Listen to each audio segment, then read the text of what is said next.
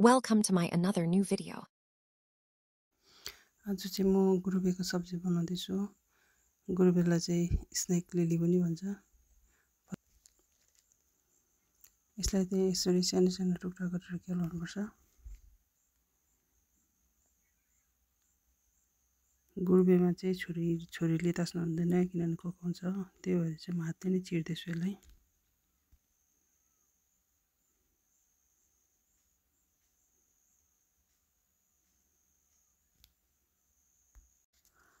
यो गुरुबे पकाउनु चाहिँ प्याज, टमाटर, लसुन, जिरा धनियाँ पिसेको।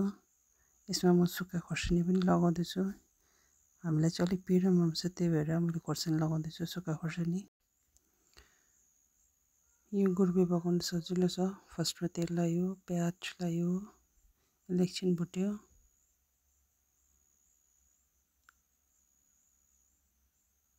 त्यसपछि यो जिरा धनियाँ लसुन पिसेको पेस्ट लगायो, यसलाई एकछिन भुट्यो।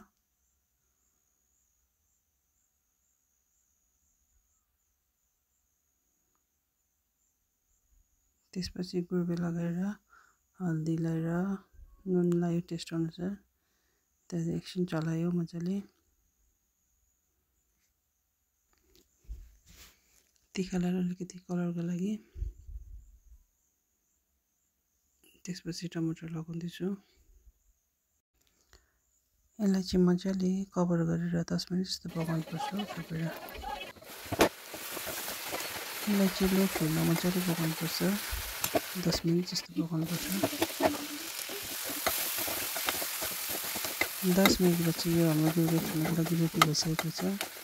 साथसाथै गुरुबेसँगको लागि म सुक्खा रोटी बनाउँदैछु। सुक्खा रोटी गुरुबेसँग साह्रै मिठो हुन्छ।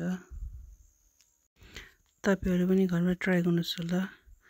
यो खानासँग पनि मिठो हुन्छ।